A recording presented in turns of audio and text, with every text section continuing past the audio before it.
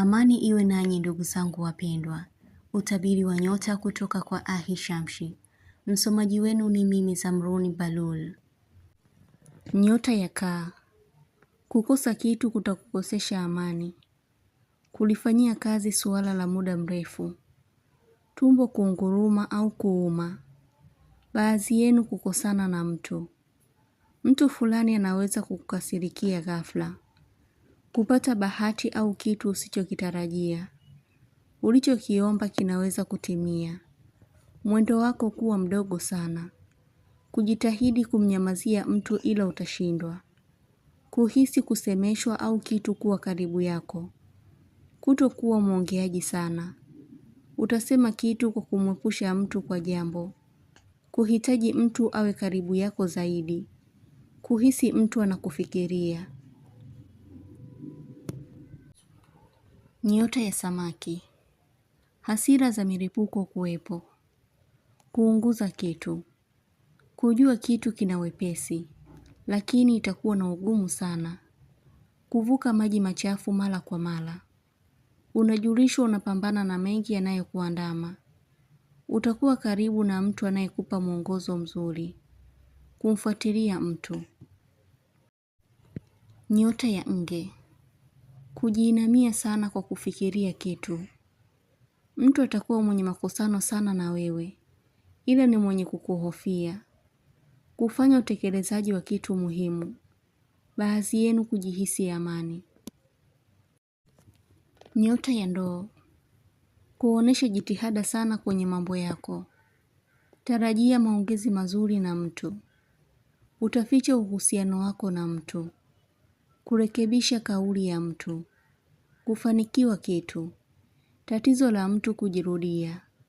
Utafuatiliwa sana kwenye kazi zako. Mapigo ya moyo kuwa kasi mno. Kulipinga jambo ambalo haliko sawa. Kupata pesa. Nyota ya Mizani. Kuituliza hali fulani ya mihemko kwako. Utajua kuwa mtu yuko na chuki kwako. Kufanya kazi kwa bidii. Kupata malipo mazuri. Utamwelezea mtu jambo kwa urefu sana. Kukaa sehemu na kusinzia ghafla.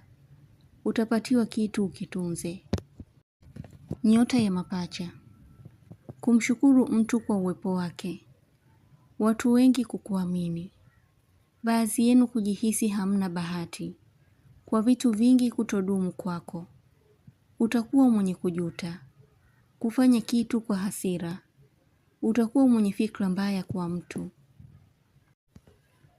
Nyota ya Mshale. Kupata malipo zaidi. Kupata sana hali ya uvivu. Kulala mapema tofauti na kawaida yako.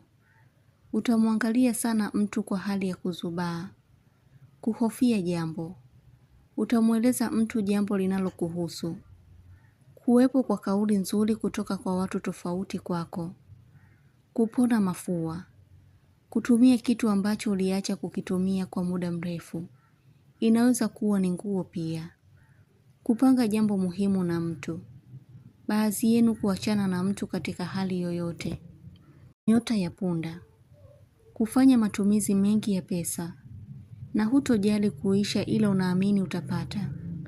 Maneno yako yatakuwa yenye mafumbo. Kupata safari ya ghafla. Kumuona mtu akiwa amepungua sana. Tofauti na muonekano wake wa mwanzo. Utafanya kitu kwa ushirikiano. Nyota ya Simba. Utapata taarifa usiyoitarajia. Kupata pesa. Utamweleza mtu jambo unalolihisi.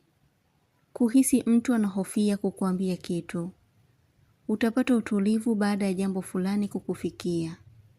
Utafanya kazi sana. Utapata kunufaika kwa kitu. Utapokea bahati nyingine.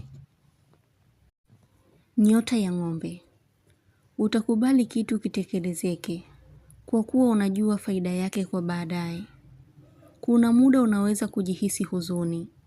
Hii hali itakuwa yenye kukujia sana. Kulipwa kidogo kidogo. Tofauti na matarajio yako. Utaambiwa jambo litakalo kuuma. Wiki hii mwishoni utapata heri tena. Katika suala la pesa na vinginevyo. Nyota ya mashuke. Kupunguza mawasiliano na mtu. Kujadili kitu tena. Kuhisi kuchokana na mtu. Utafanya jambo la kuwapatanisha watu. Kutumia kitu kwa kujilazimisha.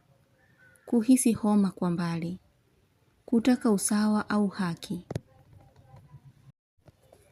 Nyota ya mbuzi. Kupokelewa simu yako kwa haraka. Kupata kitu kwa mara nyingine. Kuhisi njaa sana. Kusikilizwa sana. Utakuwa na changamoto kidogo ya kifedha. Ila utapata mwelekeo utakaofanya ujiamini zaidi. Muonekano wako utaonekana ni mwenye pesa hata kama huna. Utakuwa mwenye shaka kwa jambo. Utakuwa mvumilivu kwa kitu.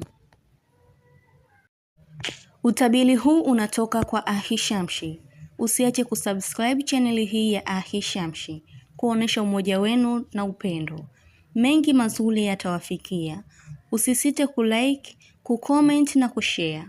Kwa mawasiliano zaidi mtafute kwa namba hii +254 724 729 804.